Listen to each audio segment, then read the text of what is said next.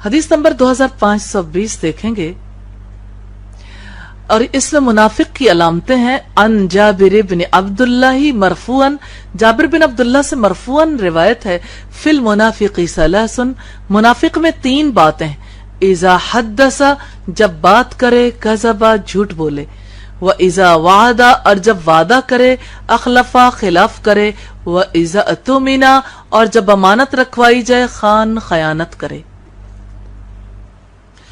حضرت جابر بن عبداللہ سے روایت ہے، رسول اللہ نے فرمایا منافق میں 3 خامیاں ہوتی ہیں، جب وہ بات کرتا ہے تو جھوٹ بولتا ہے، جب وعدہ کرتا ہے تو خلاف ورزی کرتا ہے، جب اس کے پاس امانت رکھوائی جائے تو خیانت کرتا ہے۔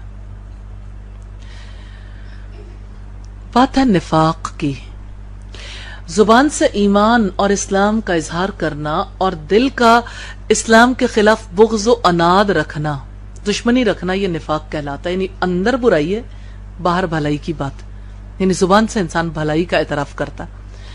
نفاق کی یہ پہلی قسم ہے، اور دوسری قسم عملی نفاق ہے، اور وہ یہ ہے کہ دل میں تو ایمان ہو لیکن عملی طور پر یہ خصوصیات پائی جائیں، یعنی وعدہ خلافی، خیانت اور جھوٹ۔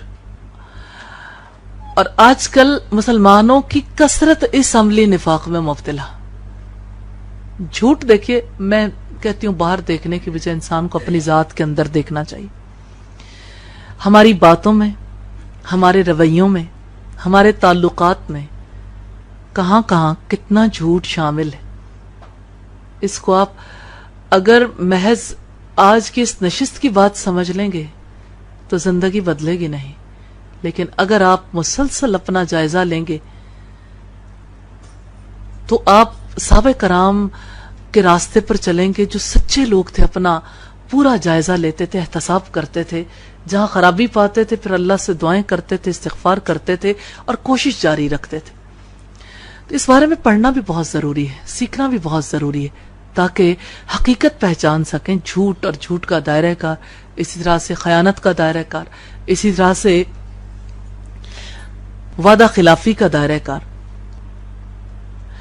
پھر اب دیکھیے کہ دنیا بھر میں مسلمانوں کے رسوا ہونے کا سبب کیا ہے؟ خیانت، بہت بڑا سبب، کرپشن اسی زمرے میں نہیں آتی؟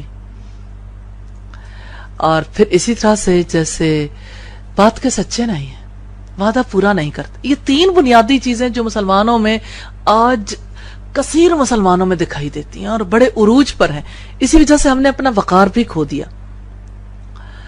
اور منافقوں کے 3 طور طریقے بیان کیے گئے، تاہم یہ نفاق ہے اور یہ کفر نہیں ہے، اور اس کے مقابلے میں اعتقادی نفاق جو ہے وہ کفر ہے۔ لیکن بہرحال کفر نہ بھی ہو، منافق کے بارے میں کتنی بڑی بات کہی گئی، ان المنافقین فی الدرک الاسفل من النار، دوزخ کے سب سے نچلے درجے میں ہوں گے منافق۔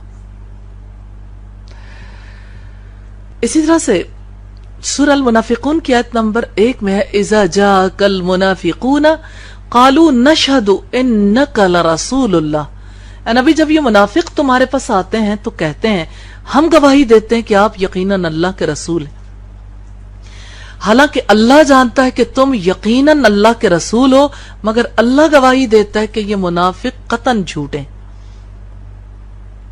تو یہ بات بہت امپورٹنٹ ہے۔ سورہ توبہ کی آیت نمبر 42 میں بھی یہی بات ارشاد فرمائی، واللہ یعلم انہم لکاذبون، اللہ جانتا ہے یقیناً وہ جھوٹے ہیں۔ پھر اسی طرح سے قرآن حکیم کی سورۃ توبہ ہی میں رب العزت نے واضح کیا ہے کہ منافقوں کی کیا خصوصیات ہیں۔ آیت نمبر 67 اور 68 ہے، والمنافقون والمنافقات، منافق مرد اور منافق عورتیں، بعضهم من بعض، یہ ایک دوسرے کے ہم رنگ ہیں، یعنی ایک ہی تھالی کے چٹے بٹے۔ یأمرون بالمنکر وینہون عن المعروف، برائی کا حکم دیتے ہیں اور بھلائی سے روکتے ہیں، یعنی نیکی کا کوئی کام ہو یہ روکنے کے لیے پیش پیش ہوتے ہیں۔ وَيَقْبِضُونَ أَيْدِيَهُمْ، اور اپنے ہاتھوں کو روک کر رکھتے ہیں، یعنی خیر کے کام کرنے نہیں دیتے۔ نَسُوا اللَّهَ فَنَسِيَهُمْ، وہ اللہ کو بھول گئے، اللہ نے بھی انہیں بھولا دیا۔ ان المنافقین هم الفاسقون، یقیناً منافق ہی فاسق ہے. وعد اللہ المنافقین والمنافقات، اللہ نے منافق مردوں اور منافق عورتوں سے وعدہ کیا ہے. والکفار نار جہنم، اور کافروں سے بھی وعدہ کیا جہنم کی آگ کا. خالدین فیہا، ہمیشہ رہنے والے ہیں اس میں. ہی حسبہم، یہ ان کے موافق ہے.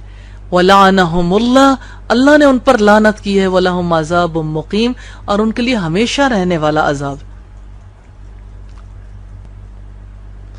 حضرت عمر سے روایت ہے، نبی کریم صلی اللہ علیہ وسلم نے فرمایا منافق کی مثال اس بکری کی طرح ہے جو دو ریوڑوں کے درمیان ماری ماری پھرتی ہے. کبھی اس ریوڑ میں چرتی ہے، کبھی اس ریوڑ میں چرتی ہے، یعنی اسے کہیں سے کوئی دل کی تسکین حاصل نہیں ہوتی. منافق کا جو روٹ ہے نا، نفق ہے، نون فا قاف. نفق کہتے ہیں سرنگ کو، جس کے دونوں حصے کھلے ہوتے ہیں، ایک طرف سے آؤ اور دوسری طرف سے نکل جاؤ. منافق بھی ایسا ہی ہوتا ہے، ایک طرف سے آتا ہے دین کے اندر اور دوسری طرف سے نکل جاتا، یعنی دین پر ثابت قدم نہیں رہتا. اور رسول اللہ صلی اللہ علیہ وسلم نے فرمایا بدترین شخص دو رخا ہے، دو چہرے والا. کسی کے سامنے ایک رخ سے ہوتا ہے اور دوسرے کے سامنے دوسرا رخ برتتا ہے. یہ بخاری کی 7179 نمبر